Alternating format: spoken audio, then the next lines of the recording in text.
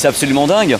C'est dingue, on a notamment reçu beaucoup de prix, même à l'international. On a été élu meilleur parc du monde justement pour cette zone qui est inédite et pour le moment unique au monde. Est-ce que l'Aquascope est vraiment un des meilleurs parcs aquatiques du monde? Il me fallait une réponse. Alors j'y suis allé. Bonjour à tous et bienvenue sur cette petite vidéo courte où je vais vous donner mon avis sur l'Aquascope. Au moment où je tourne cette vidéo, ça fait 2 semaines que j'ai visité le parc. Et j'ai donc pris du recul afin de pouvoir en tirer les points positifs mais aussi négatifs. Pour le contexte, le parc de l'Aquascope a ouvert le 15 juillet 2024. Il s'agit donc d'un parc extrêmement jeune puisque je l'ai visité la semaine de ses 1 an. Le parc est divisé en 5 parties. Une première zone avec accueil, vestiaire et douche. Une zone extérieure, une zone sensation avec les toboggans, la piscine à vagues et le point de restauration. La zone enfant nommée la faille de Kraki. Et enfin, les abysses de lumière qu'on appellera aussi ici zone immersion. Et dans cette vidéo, je vous propose donc d'explorer les zones dans cet ordre-ci en commençant par le commencement, l'entrée. Eh bien, ça fait le job. Le hall d'accueil et les vestiaires sont jolis, sans non plus être des œuvres d'art de thématisation. Ils fonctionnent bien dans l'ambiance globale du resort Futuroscope, dans le prolongement du hub qui se situe entre le Futuroscope, l'Arena et l'Aquascope.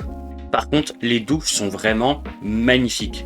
Et le choc n'en est que plus violent avec le hub du parc, qui est très blanc, bleu et lumineux. C'est assez froid et ça a pas vraiment d'âme, je trouve, en dehors du joli toboggan en spirale au-dessus de nous. Mais nous y reviendrons dans quelques instants. Faisons juste un léger détour par la zone extérieure.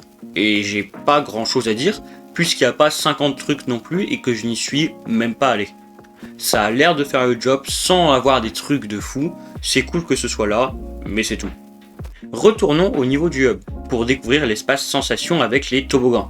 Et là, premier point noir du parc, cette tour. Tous les toboggans en partent, et donc les fils de toboggans sont toutes au même endroit. Déjà, au bout du 3e toboggan, ça devient un peu saoulant d'attendre tout le temps au même endroit. Mais surtout, la gestion des fils est catastrophique. Il n'y a pas vraiment de barrière, on attend n'importe comment dans les escaliers. Dès qu'il y a un peu de monde, comme lors de notre visite, les fils descendent sur 3 étages et donc on ne sait pas pour quel toboggan on attend, puisqu'il n'y a pas des panneaux d'indication qui descendent aussi bas. Bref, ça a vraiment pourri ma journée. S'il vous plaît, l'Aquascope, ajoutez des barrières, des panneaux plus réguliers jusqu'en bas de la tour, bref, réglez ça. Par contre, les toboggans, eux, sont vraiment cool. Il y a beaucoup de diversité. Tous les toboggans apportent quelque chose de nouveau. Bouées, tapis, trappes, courses, chutes, etc. Ça, c'est vraiment un des gros points positifs du parc. La diversité des toboggans et leur nombre. Je trouve que c'est parfait. Un peu plus loin, il y a la piscine à vagues, qui est cool. Mais par contre, c'est dommage, car on ne peut pas voir le temps restant avant la prochaine session de vagues depuis le bassin. Il faut en ressortir, c'est un peu débile. Le point de restauration fait le job aussi, je trouve bien placé et la carte se suffit à elle-même. Cependant, cette zone souffre du plus gros défaut du parc, qui est aussi présent dans la faille de Kraki, la musique. Les gars, qui a choisi les musiques? Non, parce que j'ai besoin de discuter avec lui. Pourquoi? Le matin, j'arrive, j'entre dans la zone enfant et j'entends Futakagoul. Je vais faire un toboggan, j'en ressors, j'entends Suavemente. J'ai passé ma journée avec une playlist hit de l'été 2018. Encore au-dessus de la piscine à vagues, pourquoi pas, un peu d'ambiance. Mais dans la zone pour enfants, ça casse toute l'immersion et l'ambiance. D'ailleurs, en parlant de l'ambiance de la zone pour enfants, cette zone aurait tellement gagné à avoir moins de lumière naturelle et plus d'éclairage. Car, il faut bien le dire, les décors font un peu plat et fade. Et j'ai pu voir le début du coucher de soleil le soir, et les lumières rendent tout ça magnifique. Vraiment, l'éclairage artificiel, ça fait que c'est trop beau. Je trouve ça vraiment magnifique, c'est dommage d'avoir des immenses fenêtres. Vous pourriez même faire du mapping sur les yeux de Kraki pour le rendre un peu plus vivant, ou projeter des bulles sur les murs gris qui font un peu fade. Bref, je trouve que ça corrigerait vraiment tous les problèmes de cette zone. Car en dehors de ça, la zone est vraiment une zone pour enfants géniale. Je trouve qu'elle est très bien agencée, les différents toboggans se complètent et ont l'air assez fun. Il y a même des idées géniales, comme une petite grotte avec des instruments de musique. En résumé, c'est une très belle zone, mais qui pourrait atteindre son plein potentiel avec un peu moins de lumière naturelle et surtout un changement de la musique.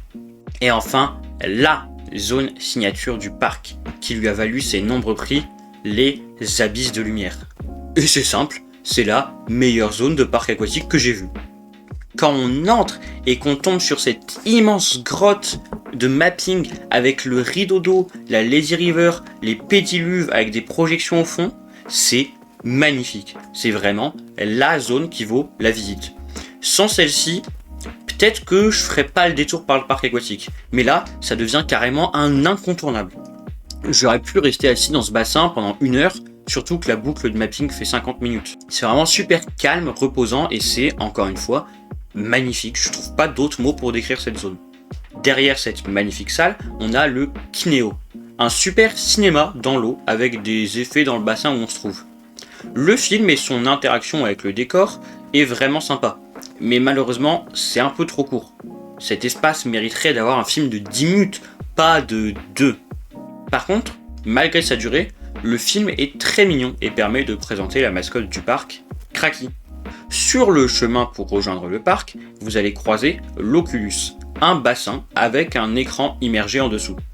D'ailleurs, je vous mets une image du fonctionnement qui est issue d'une super vidéo de PP World sur les coulisses du parc. Je vous la mets en description. Bref, le concept de ce bassin est sympa, ça vaut le coup d'œil, mais ça vous retiendra pas non plus 30 minutes. Et nous avons fini notre tour de l'aquascope. Alors, bilan ?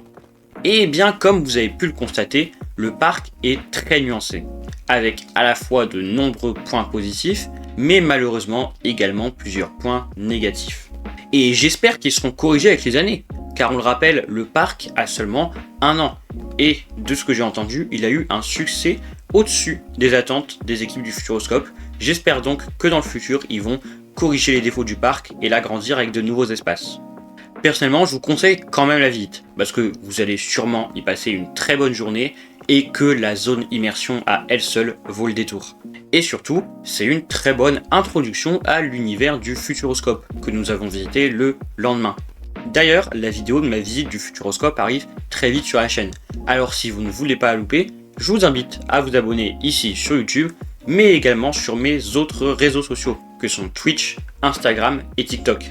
Sur ce, je vous retrouve bientôt en immersion dans d'autres parcs, et ciao!